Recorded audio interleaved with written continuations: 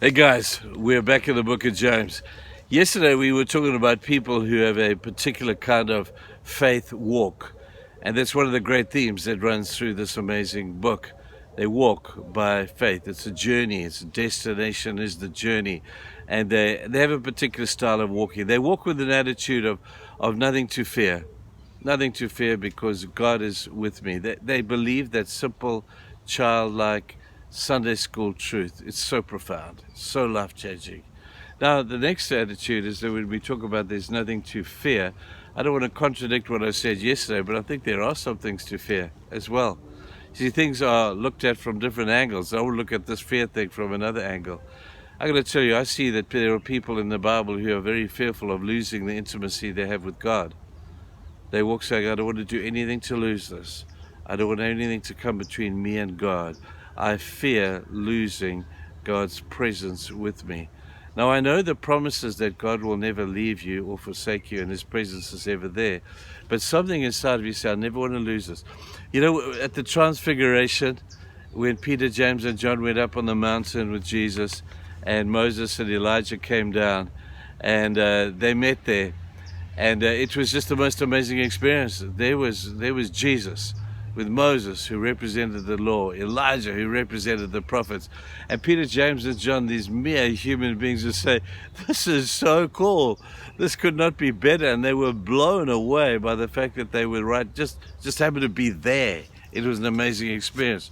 And Peter, you know, we get tough on Peter, but Peter is seen to put his foot in it. But I wonder if something within the desperateness of Peter's heart was saying, I just don't want this thing to change.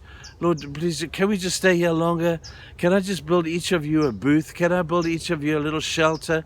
As if that's what Jesus and Moses and Elijah needed. And we knock him because we think, what a stupid thing to say. But if you don't judge his words, if you judge his attitude was great. He was saying, please don't go. Please don't separate us. Please just stay with us, Moses and Elijah and Jesus. And we're having such a great time. This is a life-changing thing. We never want to leave here.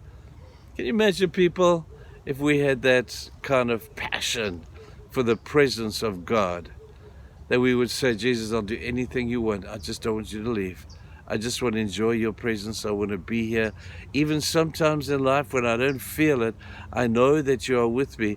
And I just want to do everything I can to maintain this closeness of relationship. Now, if you look at David, David was a master of this. His passion for the presence of God drove away any fear that he had, because he was overwhelmed by the fear of losing the presence of God. He says, where can I go that I can hide from you? He says, take not your Holy Spirit from me. Search me, O God. Take all the sin I have. Show me what it is that might just come between you and me. And I promise I'm going to deal with it, because I don't want to feel separated or alienated from you in any way. I'll do whatever I have to do, because I so fear losing the sense of your presence. Now, there are just interesting theologies that one could find in that. But I just want you to look at the guy's heart. His heart was so after God. His heart was so desiring for more of God. His heart was so there that he just never wanted to lose the presence of God. Imagine if we walked like that. Imagine we walked just saying, Lord, nothing's going to separate us. Nothing's going to separate us. I know nothing's going to separate you from me, but I got to tell you, God, nothing is going to separate me from you. Not my sin, not my fear, not my anger, not my unforgiveness, because I'm going to deal with all of those things, because your presence is of more value to me than anything else. This is a great help in helping us to deal with bad habits, sinful tendencies, because those are the things that are going to separate us from God. God never separates himself from us, but we separate ourselves from him sometimes. We allow things to come between us.